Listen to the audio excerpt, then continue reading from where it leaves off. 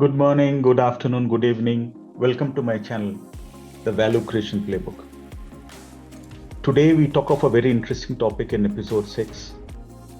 We talk of cash, which is not just a metric, it's a weapon with you.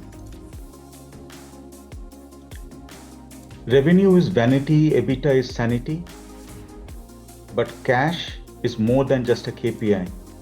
It's a strategic ammunition that you have. Many firms over-index on revenue and margin, ignoring how value gets locked in receivables, inventory, or suboptimal treasury structures. Growth hides cash inefficiencies. This episode tackles how to make cash a transformation lever, not a lagging report or a KPI. Whether you are in pharma with a 90 days receivable or retail sitting on excess stock, cash velocity separates great operators from good ones. Why is cash management so critical, especially in a PE context? Revenue growth often masks working capital bloat. Rising rates increase cost of capital.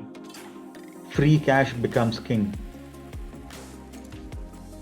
LPs demand not just EBITDA headlines, they demand a lot more. Treasury missteps can constrain execution or expansion plans. In one pharma acquisition, 30% of forecasted cash was delayed due to loose credit controls. In retail, another project that we did, inventory was tied up to 7 million in working capital. You can't scale what you can't finance. This brings me to an interesting topic, cash triangle. One, the biggest one, the working capital optimization, DSO, DPO, inventory, treasury architecture, pooling policies, FX management. Number 3, forecasting discipline, a 13-week rolling plan. These three create visibility, control, and agility. Without them, cash becomes reactive.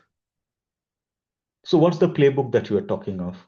The working capital playbook for pharma is essentially automate invoicing plus a credit control to reduce DSO from say 92 to a 61 days. Retail, demand-driven inventory, markdown versus holding cost models.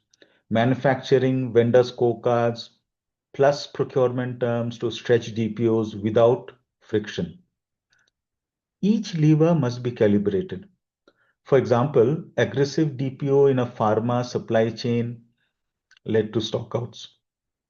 Balance is strategic. Treasury architecture in a global pharma fund, decentralized banking led to an 80% post-cash. Post-acquisition, we centralized treasury, pooled idle balances, created intercompany lending policies, rationalized FX via hedging tools.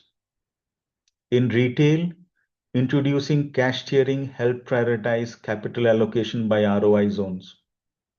Store rollout, tech ops, for example. Treasury must serve strategy, not the other way around. Forecasting a 13-week cash forecast has to be in your radar, align with its sales pipeline, ops milestones, and payment terms. In manufacturing, tying production schedules to forecast prevented a $4 million mismatch in cash flow. Weekly variance reports spotlight leaks early, enabling tactical pivots. Forecasting isn't just a finances job alone. Ops and sales must co-own it. For example, a mid-cap manufacturing firm had 82 days of DSO. Post-intervention, AR automation, credit realignment brought DSO to around 52 days. Treasury Center launched daily cash visibility report outs to all the right stakeholders. Intercompany funding model reduced borrowing costs. Net outcome, $11 million is released and working capital improved in over a 4-month period, which was used to fund expansion projects without even going to the bank. Always remember, cash is a bloodstream of transformation. You can't grow, integrate, or invest if cash cycles are broken.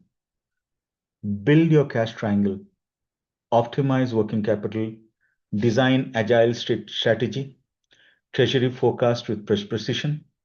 For any transformation leader, cash isn't an outcome, it's the edge. Thanks for being a part of this journey. Thanks for watching. Till next time, take care, stay safe, and we speak soon. Bye for now.